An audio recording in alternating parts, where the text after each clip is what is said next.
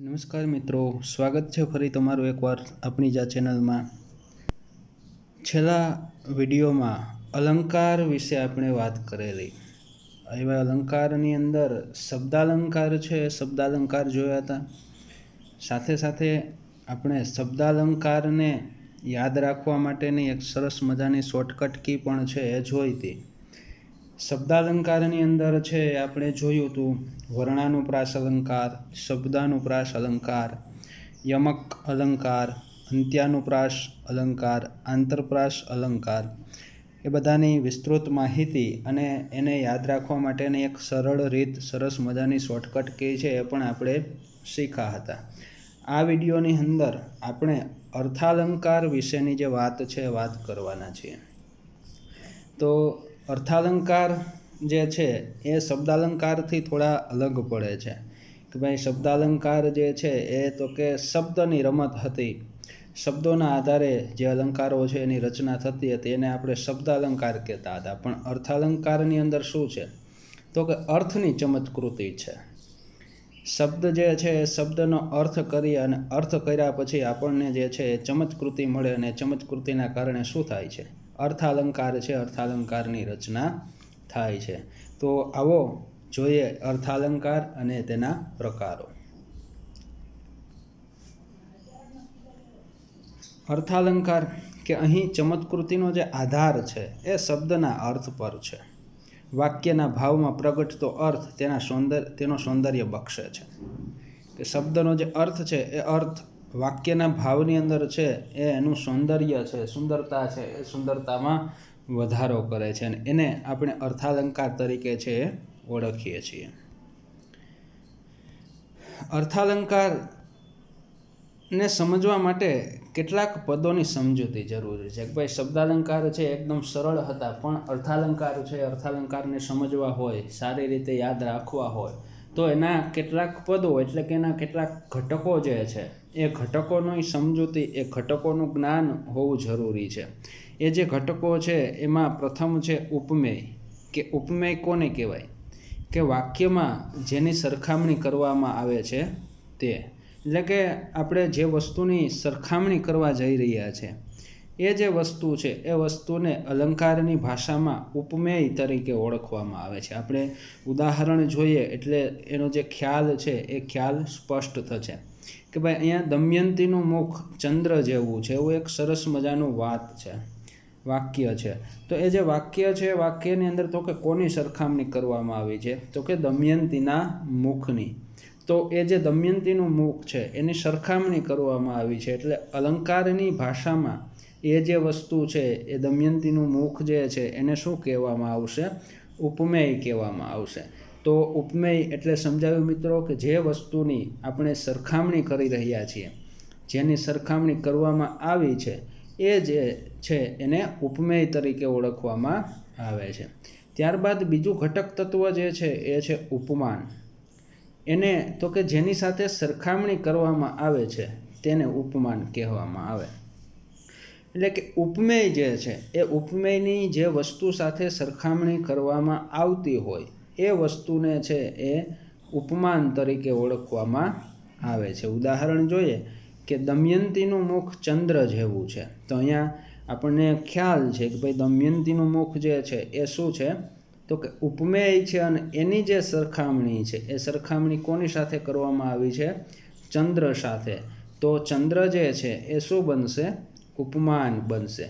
तो आ बे वस्तु मित्रों क्लियर के उपमेय एटले जेनी साथे सरखामणी, जेनी सरखामणी करवामां आवी होय छे ते, अने उपमान एटले शुं तो कि जेनी साथे सरखाववामां आवतुं होय ते, अथवा तो जेनी साथे सरखामणी करवामां आवती होय तेने आपणे उपमान कहीशुं। त्यारबाद त्रीजुं जे घटक तत्व जे छे ए छे तो के उपमावाचक शब्द। के बे जुदी जुदी वस्तुओनी सरखामणी करवा माटे वपराता शब्दोने उपमावाचक शब्द कहे छे। के भाई जे जुदी जुदी वस्तुओ छे ए वस्तुओनी सरखामणी करवा माटे थई अने आपणे कोई एवो शब्द जे छे ए शब्दनो उपयोग करता होईए छीए अने ए जे शब्द जे छे ए शब्दने छे आपणे शुं कहेशुं तो के उपमावाचक शब्द तरीके ओळखशुं। उदाहरण जोईए કે દમયંતીનું મુખ ચંદ્ર જેવું છે, તો અહીંયા દમયંતીનું મુખ એટલે કે ઉપમેય, ચંદ્ર એટલે કે ઉપમાન, એ બંનેની જે સરખામણી છે એ સરખામણી કરવા માટે થઈ અને આપણે જેવું એવો જે શબ્દ છે એ શબ્દનો પ્રયોગ કર્યો છે. તો જેવું એ શું બનશે તો કે ઉપમાવાચક શબ્દ.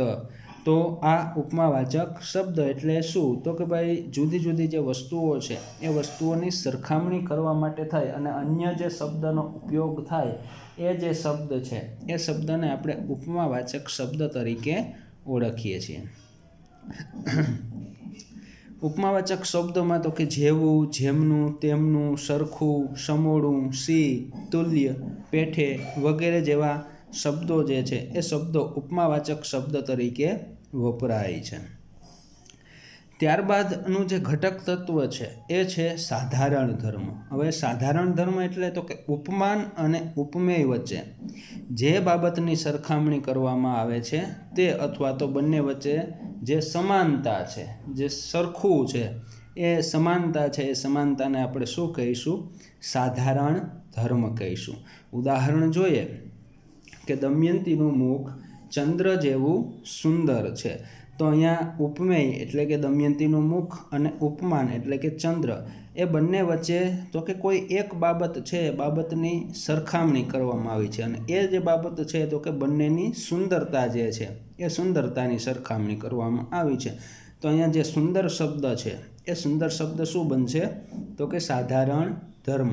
તો મિત્રો આ જે છે તો કે અર્થાલંકાર છે, અર્થાલંકારને સમજવા માટેની પાયાની જે બાબતો હતી એ બાબતો છે કે ભાઈ ઉપમેય એટલે કે જેની સરખામણી કરવામાં આવે છે તે, ઉપમાન એટલે જેની સાથે સરખાવવામાં આવે છે તે, અને ઉપમાવાચક શબ્દો તો કે બંને વચ્ચે છે સરખામણી કરવા માટે વપરાતો જે શબ્દ છે એ શબ્દને ઉપમાવાચક શબ્દ કહે છે. અને સાધારણ ધર્મ એટલે કે બંને વચ્ચેના જે લક્ષણોનો સમાનતા છે, જે ગુણ સમાન છે એ સમાનતાને શું કહેવામાં આવે તો કે સાધારણ ધર્મ. ત્યારબાદ જોઈએ અર્થાલંકારના પ્રકારો. તો અર્થાલંકાર છે એ અર્થાલંકારના 9 પ્રકારો જે છે એ વધારે પ્રચલિત છે. બાકી એ સિવાય ઘણા પણ છે જેના પર પણ હું વિડીયો છે બનાવવા જઈ રહ્યો છું. પણ મુખ્ય જે પ્રકારો ગણી શકાય કે જે પ્રચલિત છે એવા અર્થાલંકારના પ્રકારો 9 છે. એમાં ઉપમા અલંકાર, રૂપક અલંકાર, ઉત્પ્રેક્ષા અલંકાર, વ્યતિરેક અલંકાર, અનન્વય અલંકાર, સજીવારોપણ અલંકાર, વ્યાજસ્તુતિ અલંકાર, શ્લેષ અલંકાર, અતિશયોક્તિ અલંકાર. તો આ જે 9 પ્રકારો છે એ 9 પ્રકારો અર્થાલંકારના ખૂબ જ પ્રચલિત અને મુખ્ય પ્રકારો ગણી શકાય. એની આપણે હવે વિસ્તૃત ચર્ચા કરીએ. તો સૌપ્રથમ જે પ્રકાર છે એ પ્રકાર છે ઉપમા અલંકાર.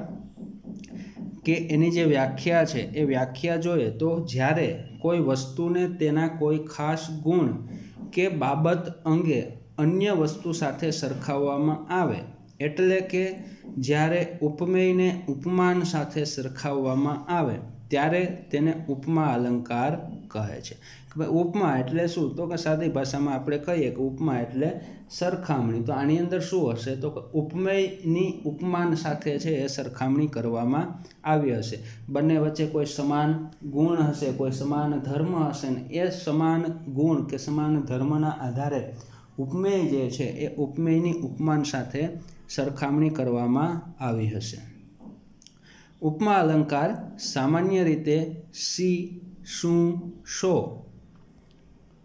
સરખા, સરખો, સરખી, સરખું, સમોડું, તુલ્ય, પેઠે, માફક, સમાન, જેવા, જેવો, જેવી, જેવું વગેરે જેવા શબ્દો તેમાં આવેલા હોય છે. ભાઈ ઉપમા અલંકાર છે, ઉપમા અલંકારની અંદર તો કે સી, શું, શો, સરખા, સરખો, સરખી, સરખું, સમોડું, તુલ્ય, પેઠે, માફક, સમાન, જેવો, જેવી, જેવા, જેવું વગેરે જેવા ઉપમાસૂચક જે શબ્દો છે એ શબ્દોનો એમાં વધારે પ્રમાણમાં ઉપયોગ હોય છે. એવા શબ્દો છે તેમાં આવેલા હોય છે. આપણે ઉદાહરણ જોઈએ તો દેવલના અક્ષર મોતીના દાણા જેવા છે. તો અહીંયા દેવલના અક્ષર એ શું બનશે? તો કે ઉપમેય અને મોતીના દાણા છે એ ઉપમાન બનશે.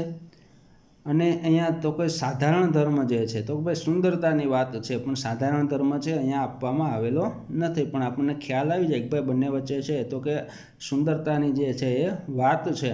તો એ જે સુઘડતા કે સુંદરતા છે એ સુંદરતા એનો સાધારણ ધર્મ થશે, અને જેવું જે છે એ ઉપમાવાચક શબ્દ બનશે. બીજું ઉદાહરણ જોઈએ. સંતરાની છાલ સમો તડકો વરસે છે. તો અહીંયા સંતરાની છાલ અને તડકા વચ્ચેની જે સરખામણી છે એ સરખામણી સમો ઉપમાવાચક શબ્દ દ્વારા છે એ કરવામાં આવી છે.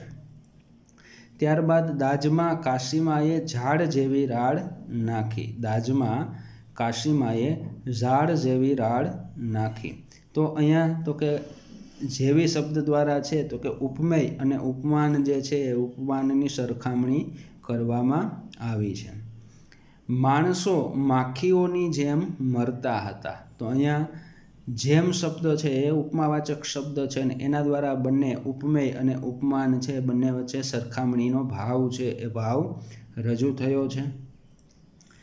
દીકરાઓ પાણીની પેઠે પૈસા વાપરે છે. તો અહીંયા પેઠે શબ્દ જે છે એ ઉપમાવાચક શબ્દ દ્વારા ઉપમેય અને ઉપમાનની સરખામણી છે એ કરવામાં આવી છે. તો મિત્રો અહીંયા આ ઉપમા અલંકાર છે એ સમજ્યા આપણે. તમને બધાને ખૂબ સારી રીતે સમજાઈ ગયો હશે. ત્યારબાદનો જે અલંકાર છે એ છે રૂપક. હવે રૂપક અલંકાર જે છે કે ઉપમામાં આપણે છે શું કર્યું હતું? તો કે સરખામણી કરી હતી, અને જેવું, જેવો, સી, પેઠે, તુલ્ય જેવા ઉપમાવાચક શબ્દો દ્વારા છે એની સરખામણી કરવામાં આવી હતી. જ્યારે રૂપકની અંદર તો કે રૂપ આપી દેવામાં આવે છે. આપણે એની વ્યાખ્યા જોઈએ કે જ્યારે કોઈ બે વસ્તુઓની તુલના કરતી વખતે ઉપમેય અને ઉપમાન બંને એક જ હોય કે એકરૂપ હોય એ રીતે જ રજૂ કરવામાં આવે ત્યારે તેને રૂપક અલંકાર કહે છે. ભાઈ ઉપમેય અને ઉપમાન છે એની વચ્ચે કોઈ સરખામણી ન હોય, પણ શું હોય? તો કે બંનેને એક જ બતાવી દીધા કે ભાઈ દમયંતીનું મુખ ચંદ્ર છે, દમયંતીનું મુખ ચંદ્ર જેવું છે એમ નહીં, પણ ચંદ્ર જ છે. એટલે કે દમયંતીનું મુખ અને ચંદ્ર બંને એક જ છે એવું જે છે એ રૂપ આપી દેવામાં આવે, એકરૂપતા બતાવવામાં આવે ત્યારે શું બને? તો કે રૂપક અલંકાર બને. એટલે કે ઉપમેય અને ઉપમાનને જ્યારે એકરૂપતા આપવામાં આવતી હોય ત્યારે રૂપક અલંકાર છે એ બને. ઉપમા અલંકારમાં સરખામણીનો ભાવ છે, જ્યારે રૂપક અલંકારમાં બંને એક જ છે એવો ભાવ રજૂ થાય છે. ભાઈ ઉપમા અલંકાર આપણે આગળ જોયો તો એમાં સરખામણીનો ભાવ હતો, જ્યારે આની અંદર છે તો કે બંને એટલે કે ઉપમેય અને ઉપમાન છે બંને એક જ હોય એવો ભાવ છે એ ભાવ રૂપક અલંકારની અંદર રજૂ થાય છે. એના ઉદાહરણ જોઈએ. રૂપક અલંકારના ઉદાહરણ તો વદન સુધાકર ને રહુ નિહાળી. તો અહીંયા વદન અને સુધાકર છે એ તો કે વદન રૂપી સુધાકર, તો એ બંનેને શું કર્યું છે? તો કે કોઈ જાતની સરખામણી છે સરખામણી નથી કરી, પણ વદન જે છે એ વદન ચંદ્ર જ છે એવું એક રૂપ છે એ રૂપ આપી દીધું છે. ઉપમેય અને ઉપમાન છે બંનેને શું કરી દીધું છે? તો કે એક રૂપ બતાવી દીધા છે. એ જ રીતે પુત્રના અવસાન પછી શોક સાગરમાં ડૂબી ગઈ. તો શોક સાગર તો શોકરૂપી સાગર, તો અહીંયા એ પણ તો કે ભાઈ એક રૂપ બતાવી દીધું છે. ફૂલડા કટોરી તો ફૂલડા રૂપી કટોરી, ગૂંથી લાવ જગમાલણ રે બહેન, તો અહીંયા પણ એકરૂપ ઉપમેય અને ઉપમાનને બતાવ્યું છે. હરખને શોકની ના આવે જેને હેડકી, તો અહીંયા પણ એકરૂપતા જોવા મળે છે.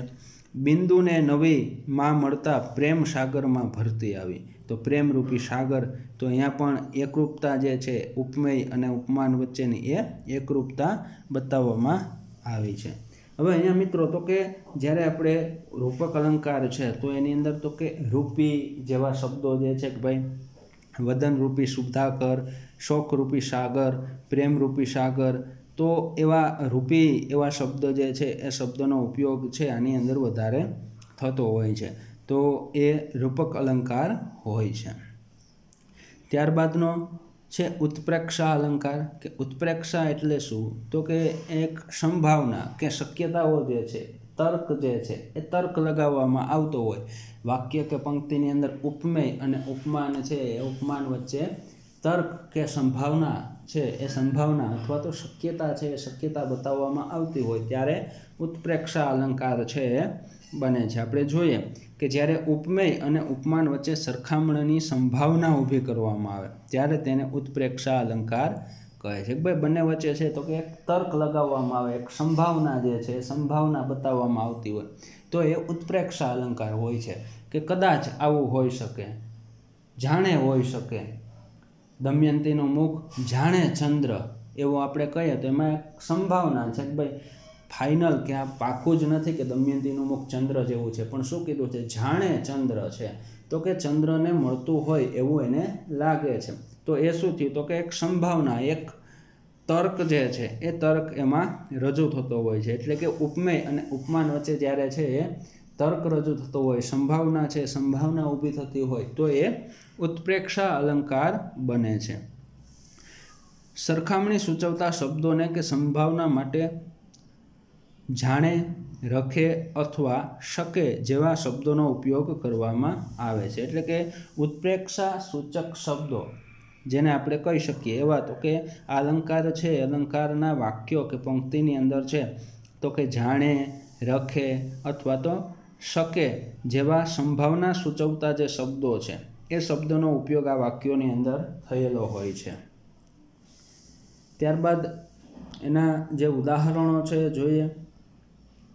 અકળાઈ પડ્યો અવની વિશે, જાણે ભાંગ્યો ચંપાનો છોડ. તો કે અકળાઈ પડ્યો અવની વિશે, અવની એટલે ધરતી, ધરતી ઉપર જાય તો કે એવો હું અકળાઈ પડ્યો, પણ કેવો અકળાઈ પડ્યો તો કે જાણે એને એવું લાગે છે કે ચંપાનો છોડ છે, છોડ ભાંગ્યો હોય. તો અહીંયા શું બતાવ્યું છે તો કે ઉપમેય અને ઉપમાન વચ્ચે છે તો કે એક તર્ક, એક સંભાવના જે છે એ સંભાવના બતાવી છે. બીજું ઉદાહરણ જોઈએ. કાશીમાનું ઘર જાણે હોય તેમ એક સાથે છોકરાઓનો હુંકાર મળ્યો. તો અહીંયા પણ છે તો કે સંભાવના જે છે એ સંભાવના વ્યક્ત થઈ છે. લોચન તેના જાણે પદ્મ પાંખ ઘણી. તો અહીંયા પણ તો ભાઈ લોચન એટલે કે આંખો, આંખો છે એ તો કે જાણે પદ્મ એટલે કે કમળની પાંખ હોય, કમળનું પાન હોય એવા એની આંખ છે એ આંખ જાણે હોય એવું એને લાગે છે. એવો જે તર્ક છે એ તર્ક અહીંયા રજૂ થયો છે. હળવદને માર્ગે જાણે વંટોળિયો હાયલો. તો અહીંયા પણ તો કે જાણે હળવદને માર્ગે વંટોળિયો હાયલો, તો એક સંભાવના, એક જે તર્ક છે એ તર્ક અહીંયા જાણે શબ્દ દ્વારા છે રજૂ થાય છે. હૈયું જાણે હિમાલય. તો અહીંયા પણ તો કે ઉપમેય અને ઉપમાન જાણે છે તો કે હૈયું અને હિમાલયની જે વિશાળતા છે, વિશાળતાની વાત છે કે ભાઈ એને અહીંયાની વિશાળતા તો કે જાણે હિમાલય જેવડું વિશાળ હોય એવો એક તર્ક જે છે એ તર્ક અહીંયા રજૂ કર્યો છે.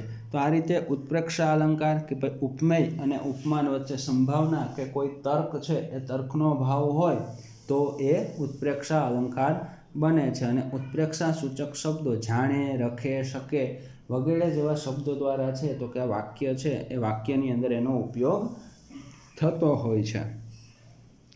ત્યારબાદનો તો કે વ્યતિરેક અલંકાર. વ્યતિરેક અલંકાર એટલે શું તો કે એમાં થોડોક વધારે વાત કરવામાં આવે, વધીને વાત થતી હોય, અતિરેક થઈ જતો હોય, વધારીને અતિરેક થાય એને કહેવામાં આવે વ્યતિરેક. કે જ્યારે ઉપમાન કરતાં ઉપમેયને ચડિયાતું કે અધિક ગુણવત્તાવાળું દર્શાવવામાં આવે ત્યારે તેને વ્યતિરેક અલંકાર કહે છે. એટલે કે જેની સરખામણી કરવાની છે એ ઉપમેય છે, એ ઉપમેયને ઉપમાનથી વધારે મોટું, વધારે ચડિયાતું છે, ચડિયાતું બતાવવામાં આવતું હોય, કંઈક વધીને વાત છે, વાત થઈ ગઈ હોય તો એને આપણે વ્યતિરેક અલંકાર તરીકે ઓળખીએ છીએ. ઉદાહરણ જોઈએ તો કમળ થકી કુમળું રે બેની અંગ છે એનું. કમળ થકી કુમળું રે, જો અહીંયા તો કે કમળથી પણ કુમળું, આ જે એનું અંગ છે એ અંગની વાત કરી છે અને એમાં કંઈક વધારેની વાત કરી દીધી કે ભાઈ કમળથી પણ કુમળું વાત, અંગ એનું છે.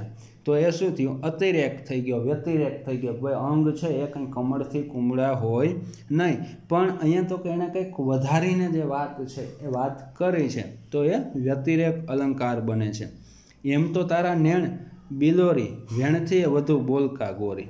એમ તો તારા નેણ બિલોરી વેણથી એ વધુ બોલકા ગોરી. તો અહીંયા જે છે તો કે ભાઈ વેણ એટલે શબ્દો, અને શબ્દોથી વધારે બોલે એવા એના જે નેણ છે એ નેણની વાત કરી છે. તો એમાં પણ તો કે કંઈક વધારે વાત છે એ વાત મૂકી દીધી છે. ઉપમેય છે, ઉપમેયને તો કે ઉપમાન કરતા છે ચડિયાતું બતાવ્યું છે, એટલા માટે એ વ્યતિરેક અલંકાર છે એ બને. પછીનું ઉદાહરણ જોઈએ. સુદામાના વૈભવ આગળ કુબેર તો કણ માત્ર. સુદામાના વૈભવ આગળ કુબેર તો કણ માત્ર. તો અહીંયા પણ તો કે સુદામાનો વૈભવ અને એની પાસે કુબેર છે, એ કુબેર તો કે ભાઈ ખૂબ મોટો સ્વામી, ધનનો સ્વામી જેને કહી શકાય ને, એને તો કે સુદામા એટલે ગરીબ, તો એ ગરીબની પાસે શું કર્યું છે તો કે એને કણ માત્ર ગણ્યો છે કે ભાઈ એની કોઈ વિસાત છે, વિસાત નથી. તો વધારીને જે વાત છે વાત કરી છે. આગળ તો કે હલકા તો પારેવાની પાંખથી અને મહાદેવથી એ મોટાજી. આ પેલું આપણું સરસ મજાનું કાવ્ય છે. આપણ આવડ બાવડ બોરડી કેસર ઘોડા ગલના ગોટાજી, હલકા તો પારેવાની પાંખથી અને મહાદેવથી એ મોટાજી. તો અહીંયા તો કે પારેવાની પાંખથી હલકા બતાવી દીધું. ઉપમેય જે છે, ઉપમેયને પારેવાની પાંખથી પણ હલકું બતાવ્યું છે, અને મહાદેવથી પણ છે એ શું કર્યું છે તો કે મોટું બતાવ્યું છે. તો કંઈક વધીને જ્યારે વાત થતી હોય, વધારે પ્રમાણમાં અતિરેક થઈ જતો હોય, ત્યારે વ્યતિરેક અલંકાર છે એ બને છે. ત્યારબાદનો જે અલંકાર છે એ છે અનન્વય અલંકાર, જેની અંદર તો કે જ્યારે ઉપમેયને ઉપમાન તરીકે જ દર્શાવવામાં આવે ત્યારે તેને અનન્વય અલંકાર કહેવામાં આવે છે. આ અલંકારમાં ઉપમેયને ઉપમાન સાથે સરખાવવામાં આવતું નથી. એટલે કે ભાઈ એવી ઉપમેય જે છે એ ઉપમેય એવું હોય કે એની સરખામણી કરવા માટે થઈ અને યોગ્ય ઉપમાન છે એ ઉપમાન આપણને મળતું ન હોય, અને એની જે સરખામણી છે એ સરખામણી તો કે એની સાથે કરી દેવામાં આવે. ઉપમેયની સાથે જ જ્યારે ઉપમેયની સરખામણી કરવામાં આવતી હોય, કોઈ યોગ્ય ઉપમાન ન હોય, તો એ અનન્વય અલંકાર છે એ અનન્વય અલંકાર બને છે. જોઈએ એના ઉદાહરણો એટલે આપણને વધારે ખ્યાલ આવશે.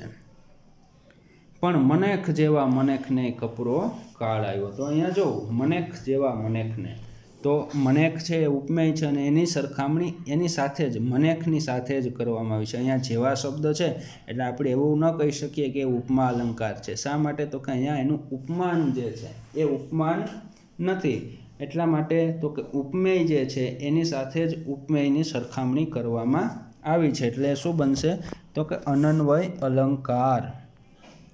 ત્યારબાદ પંડિત સુખલાલજી, તે પંડિત સુખલાલજી કે જોયું અહીંયા તો કે પંડિત સુખલાલજી એ ઉપમેય છે અને એની સરખામણી કરવા માટે કોઈ ઉપમાન ન મળ્યું, તો એની સરખામણી એની સાથે જ કરી દીધી. એટલે જ્યારે પણ ઉપમેયની સરખામણી ઉપમેય સાથે થતી હોય ત્યારે શું બને? અનન્વય અલંકાર બને. અંતર જેવું ઓઢણું રાખજે ને ઓઢણ જેવું અંતર. તો અહીંયા પણ એવું જ કે ભાઈ ઉપમેયની સરખામણી છે ઉપમેય સાથે જ કરવામાં આવી છે. અંતર જેવું ઓઢણું અને ઓઢણ જેવું અંતર. રામ રાવણનું યુદ્ધ, તે રામ રાવણનું યુદ્ધ. તો આ જે છે એ અનન્વય અલંકાર. આ સિવાય તો કે મા તે માં, ગાંધીજી એટલે ગાંધીજી.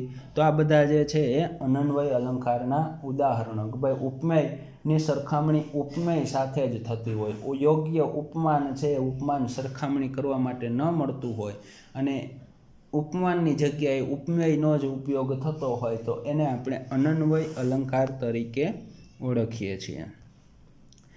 ત્યારબાદનો જે પ્રકાર છે એ છે સજીવારોપણ અલંકાર. ખૂબ જ સહેલો અલંકાર, બધાને આવડે એવો અલંકાર છે. એની અંદર તો કે જ્યારે નિર્જીવ પદાર્થને સજીવનું આરોપણ કરવામાં આવે ત્યારે તેને સજીવારોપણ અલંકાર કહે છે. માનવ ભાવને અસરકારક રીતે રજૂ કરવા માટે આ અલંકારનો ઉપયોગ થાય છે. એટલે કે ભાઈ કોઈ નિર્જીવ પદાર્થ હોય, એ નિર્જીવ પદાર્થમાં સજીવના જે લક્ષણો છે એ લક્ષણો બતાવવામાં આવે. સજીવતાનું આરોપણ છે એ આરોપણ નિર્જીવ વસ્તુમાં કરવામાં આવે ત્યારે સજીવારોપણ અલંકાર છે એ અલંકાર બને છે.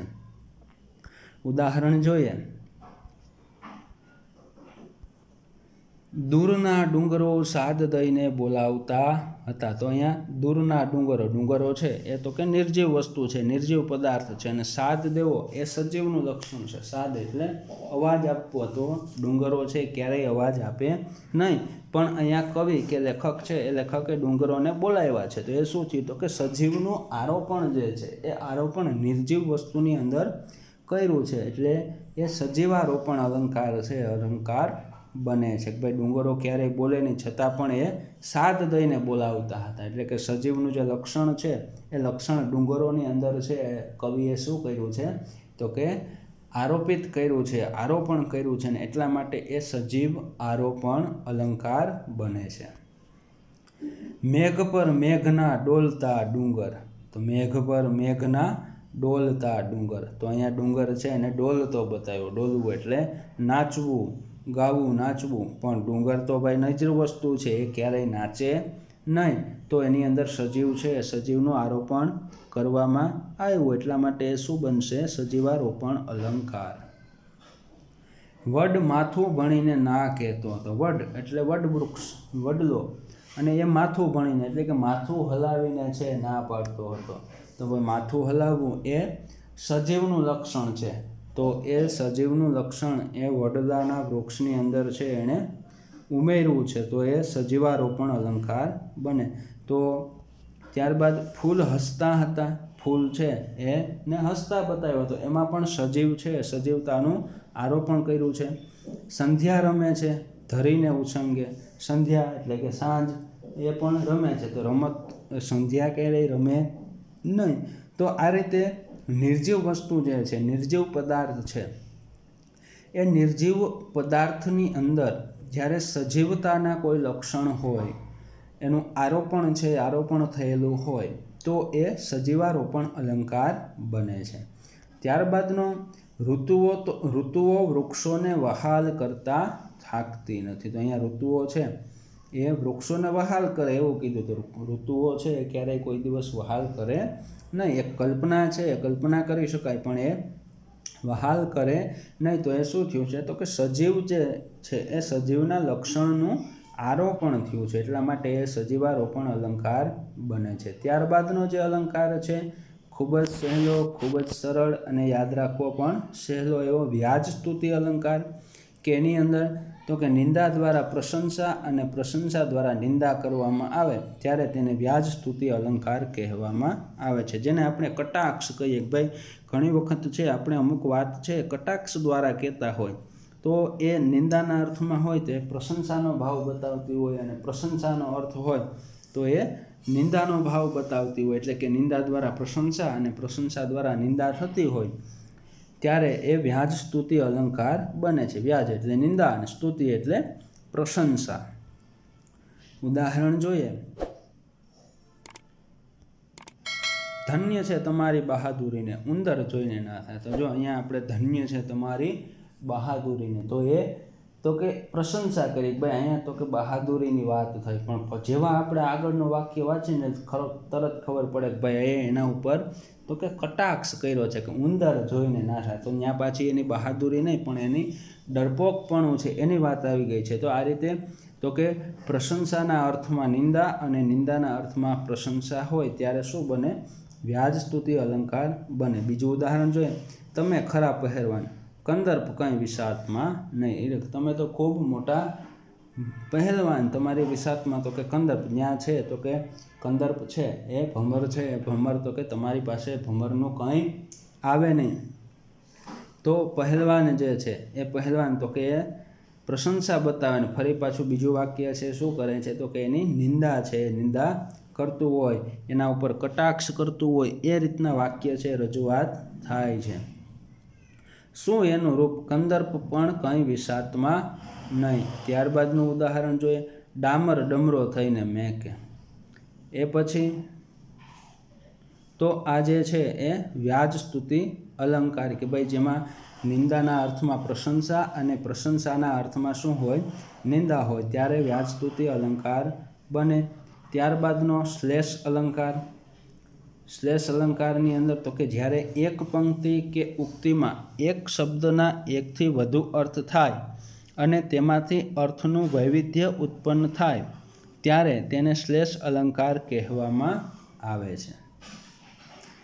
શ્લેષ અલંકારની અંદર શું હશે મિત્રો કે વાક્યની અંદર કે પંક્તિની અંદર કોઈ એક શબ્દ જે છે એ એક શબ્દના એકથી વધારે અર્થ છે એ અર્થ થતા હશે તો એને આપણે શ્લેષ અલંકાર તરીકે ઓળખીએ છીએ। ઉદાહરણ જોઈએ તો રવિને પોતાનો તડકો ન ગમે તો તે ક્યાં જાય। તો અહીંયા રવિ શબ્દ છે એના આપણે બે અર્થ કરી શકીએ। રવિ એટલે રવિ નામનો છોકરો અને રવિ એટલે સૂર્ય। તો શ્લેષ અલંકારની અંદર તો કે કોઈ એક શબ્દ જે છે એ એક શબ્દના બે અર્થ થતા હોય તો એને આપણે શ્લેષ અલંકાર તરીકે ઓળખીએ છીએ। બીજું ઉદાહરણ જોઈએ, દીવા નથી દરબારમાં છે અંધારું ઘોર। તો અહીંયા દીવા એટલે દીપક અને દીવાન એટલે શું થશે તો કે એક રાજ્યની અંદર છે એ તો કે એક પદ ધરાવનાર વ્યક્તિ છે તો કે બંને શબ્દ જે છે એ એક શબ્દના બે અર્થ નીકળે છે તો એ શ્લેષ અલંકાર બને છે। ત્યારબાદનું ઉદાહરણ છે, આ રમણીનો રાગ કોને મુગ્ધ ન કરે। આ રમણીનો રાગ કોને મુગ્ધ ન કરે। તો અહીંયા રાગ શબ્દ જે છે એ રાગ શબ્દના બે અર્થ થાય છે। ત્યારબાદ વર્ષા ખરેખર જીવનદાત્રી વિશ્વની કે ભાઈ વર્ષા જે છે એ વર્ષા એટલે એક વ્યક્તિનું નામ અને વર્ષા એટલે વરસાદ। તો એ એક જ શબ્દ જે છે એ એક જ શબ્દના જ્યારે બે અર્થ થતા હોય તો એને શ્લેષ અલંકાર તરીકે ઓળખવામાં આવે છે। બીજું ઉદાહરણ જોઈએ, રવિ નિજ કર તેની ઉપર ફેરવે છે। રવિ એટલે રવિ નામનો છોકરો અને રવિ એટલે સૂરજ પોતાનો જે હાથ કર એટલે હાથ અને બીજા અર્થમાં કરનો અર્થ આપણે કરવો હોય તો કિરણ। તો કોઈ એક શબ્દ છે એક શબ્દના એકથી વધારે અર્થ છે એ અર્થ જ્યારે થતા હોય તો એ જે અલંકાર છે એ અલંકાર શ્લેષ અલંકાર તરીકે ઓળખાય છે। તેનું હૃદય હતું કામ વિશે ડૂબેલું। તો અહીંયા હૃદય અને કામ શબ્દ જે છે એ કામ એટલે એક તો કાર્ય અને કામ એટલે એક પ્રકારની વાસના। તો એ કામ શબ્દ જે છે એના તો કે બે અર્થ નીકળે છે। તો આ રીતે શ્લેષ અલંકાર જે છે એ શ્લેષ અલંકારની અંદર તો કે વાક્ય કે પંક્તિની અંદર કોઈ એક શબ્દ જે છે એ શબ્દના એક કરતાં વધારે અર્થ છે અર્થ થતા હોય તો એ શ્લેષ અલંકાર હોય છે। ત્યારબાદનો જે અલંકાર છે એ અતિશયોક્તિ અલંકાર। અતિશયોક્તિ એટલે કે ખૂબ જ વધારીને એમ કે ભાઈ ઉપમેય છે એ ઉપમાનને જ્યારે ગળી જતું હોય ઉપમાન છે એ ઉપમાન ઉપમેયને ગળી જતું હોય એને આપણે અતિશયોક્તિ અલંકાર કહીએ છીએ। અથવા તો બીજા અર્થમાં એની વ્યાખ્યા છે આપણે આપી શકાય કે વાસ્તવિકતાની હદ છે એ હદ વટાવી અને કંઈક વાત રજૂ કરવામાં આવી હોય ત્યારે અતિશયોક્તિ અલંકાર બને છે। એટલે કે જે વાસ્તવિકતા છે એ વાસ્તવિકતાથી પણ વટીને વાસ્તવિકતાની જે હદ છે એ હદને વટાવીને કંઈક વધારે વાત છે અતિશય ઉક્તિ છે એ અતિશય ઉક્તિ કરી દીધી હોય ખૂબ જ વધારીને વાત કરી દીધી હોય તો એ અતિશયોક્તિ અલંકાર છે એ બને છે। આ અલંકારમાં ઉપમેય ઉપમાનમાં સમાઈ જાય છે। એટલે કે ઉપમાન જે છે એ ઉપમાન ઉપમેયને ગળી જાય છે। એટલે કે જેની સાથે સરખામણી કરવામાં આવી છે એ વસ્તુ જેની સરખાવવામાં આવ્યું છે એને શું કરે છે તો કે ગળી જાય છે, એના ઉપર હાવી થઈ જાય છે। ઘણીવાર આ અલંકારમાં ઉપમેયનો ઉલ્લેખ જ કરવામાં આવતો નથી અને ઉપમાન પરથી જ ઉપમેય સમજાઈ જાય છે। ભાઈ ઘણી વખત છે એ ઉપમેય છે ઉપમેય બતાવવામાં જ ન આવ્યું હોય પણ ઉપમાન છે એ ઉપમાન પરથી આપણે છે ઉપમેય સમજવું પડતું હોય છે તો ત્યારે અતિશયોક્તિ અલંકાર છે અતિશયોક્તિ અલંકાર બને। એના આપણે ઉદાહરણો જોઈએ તો વૈશાખ મહિનો હતો ગામમાં આગ જરતી હતી। તો અહીંયા ભાઈ વૈશાખ મહિનો હોય અને ગામમાં વૈશાખ મહિનો એટલે કે એનો તડકો એ તડકાની વાત છે તો અહીંયા તડકો છે એ ઉપમેય છે પણ ઉપમેયને આગ શબ્દ જે ઉપમાન છે એ ઉપમાન ગળી ગયું છે। બીજા અર્થમાં એને આપણે વાત કરીએ તો ભાઈ વૈશાખ મહિનો હોય કોઈ પણ મહિનો હોય વૈશાખ હોય કે કોઈ પણ મહિનો હોય ગમે તેવો ઉનાળો હોય તો પણ સૂરજ છે સૂરજના તડકામાં ક્યારેય અગ્નિ છે અગ્નિ તો વરસતી ન જ હોય, આગ તો ન જ હોય તો અહીંયા શું થયું છે તો કે વાસ્તવિકતાની જે હદ છે એ હદ વટાવીને વાસ્તવિકતાની જે હદ છે એ હદને વટાવીને શું કર્યું છે તો કે રજૂઆત છે એ રજૂઆત કરી છે। ત્યારબાદ બીજું જોઈએ તો કે અમે ખોબો ભરીને એટલું હસ્યા કે કૂવો ભરીને રોઈ પડ્યા। તો અહીંયા પણ શું છે તો કે ભાઈ જે વાસ્તવિકતા છે એ વાસ્તવિકતાની હદ છે એ હદને વટાવી છે। અમે ખોબો ભરીને એટલું હસ્યા કે કૂવો ભરીને રોઈ પડ્યા। તો ખોબો જે છે એ ખોબો ભરીને હસાય નહીં અને કૂવો ભરી અને રડાય પણ નહીં। તો જે વાસ્તવિકતા છે એ વાસ્તવિકતાથી શું થયું છે તો કે વાસ્તવિકતાથી વધી અને કોઈ અતિશય ઉક્તિ છે એ અતિશય ઉક્તિ કરવામાં આવી છે। તેની બંને આંખે શ્રાવણ ભાદરવો વહેવા લાગ્યો। તો અહીંયા બંને આંખે શ્રાવણ ભાદરવો તો કે ભાઈ વરસાદનો મહિનો શ્રાવણ અને ભાદરવો વહેવા લાગ્યો તો આંખો છે આંખોની અંદર આંસુ આવે પણ શ્રાવણ ભાદરવો છે શ્રાવણ ભાદરવો એટલે કે વરસાદ જેટલા આંસુ છે આંસુ ન આવે। તો અહીંયા વાસ્તવિકતા જે છે વાસ્તવિકતાથી કંઈક વધારે રજૂઆત થઈ હોય।